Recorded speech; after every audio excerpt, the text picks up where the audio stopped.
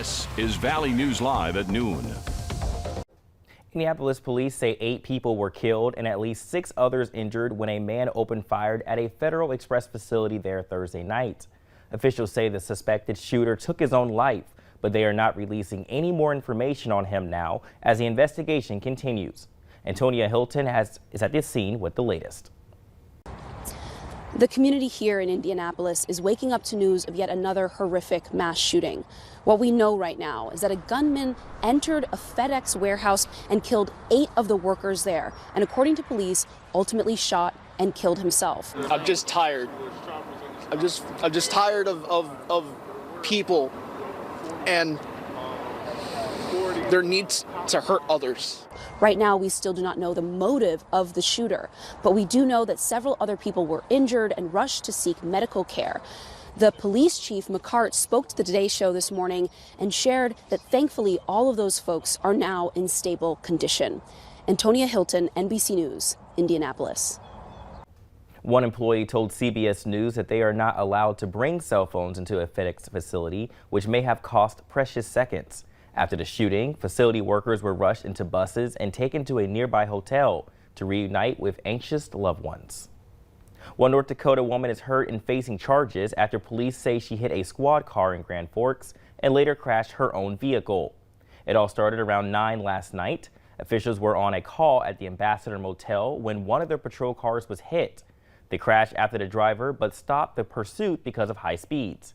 Then they got a call about the same car involved in a rollover on 11th Street Northeast. Now, 35-year-old Cody Packenyu of Boxton was taken to the hospital for treatment and arrested for reckless driving, DUI, leaving the scene of an accident, and fleeing.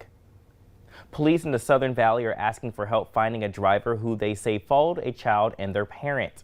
They say they had security video that backs up a complaint from a parent who says their child was followed to school the morning of April 8th.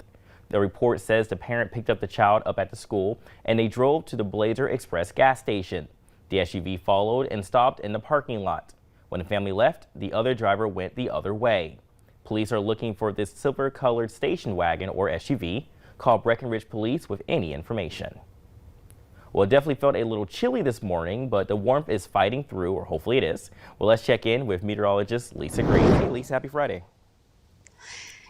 Good morning. Or afternoon rather, we've been warming up a little bit here today. In fact, a little bit more rapidly than I was thinking before because we're seeing some blue sky in some places with the thin clouds overhead right now in Fargo. We can see still some of that sunlight making its way through and looking off to the east, more blue sky there.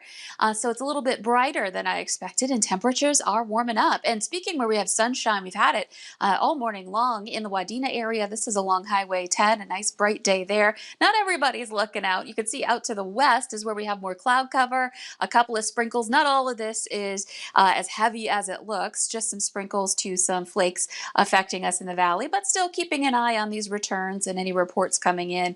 Here's a look at those temperatures. You can see where we've had a little more sunshine, where temperatures are now into the mid 40s to even 50 degrees in Wadena right now, where we've had all that sun.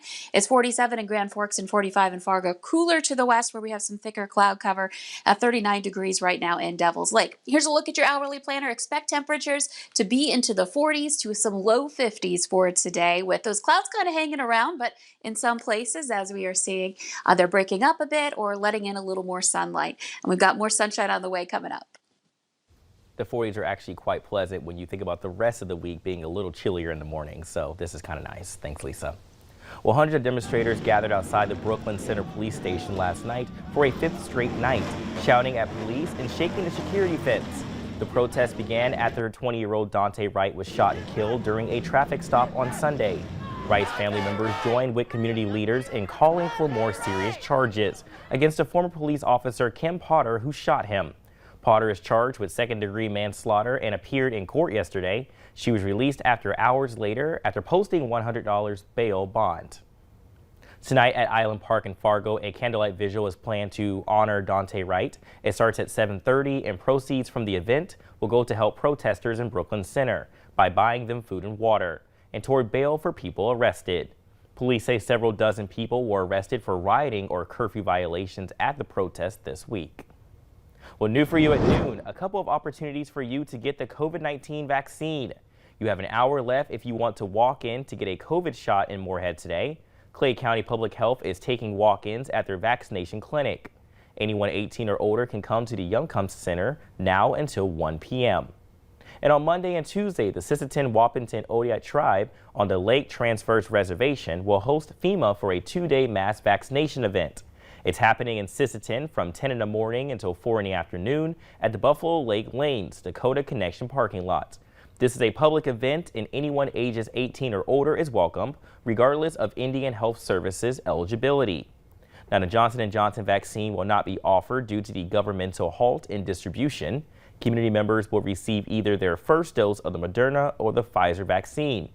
IHS will schedule follow-up appointments for the second dose 4 weeks later. Indy Sober Ride just announced that they're provided 800 Lyft vouchers in March. The program is aimed at keeping impaired drivers off the roads and just launched on March 2nd to coincide with St. Patrick's Day. AAA provided an initial $10,000 to fund the program. Just $2,000 of that initial funding is left, so the program is looking for additional sponsors. Indy Sober Ride hopes to expand to smaller communities by utilizing taxi and other transportation services. Well, this weekend is the big game between NDSU and SDSU to see who will take home the Dakota Marker. The Bison are taking on the Jackrabbits at the Fargo Dome tomorrow, and you can catch it on KVLY. Kickoff is at 2:30 with our Farmers Union Insurance Bison football pregame show at 1:30. Well, this weekend you'll be able to check out exclusive and vintage cars at the Valley Vintage Car Show in West Fargo. The Veterans Memorial Arena will have 96 vehicles, including Ferraris, Porsches, and Vipers. A pretty unique vehicle arriving as well, tricycles with 350 motors. Chief Meteorologist Hutch Johnson will be making a big reveal at the show, so keep an eye out for that. For one of our event organizers, this show is extra special. My daughter actually will have a car in the car show, so it's kind of neat to get your kids involved. And why not do it when they're younger? That's what I did with my kids. Organizers are expecting 4,000 to 5,000 people over the next 2 days. The event goes from 9 to 8 on Saturday and 9 to 5 on Sunday.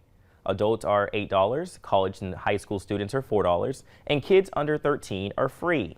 Face mask recommended and will be provided at the show.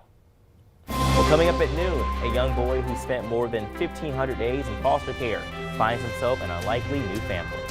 And the end of Severe Weather Awareness Week in Minnesota, but what should we expect everywhere else, or everywhere in general? Weather up next with meteorologist Lisa Green.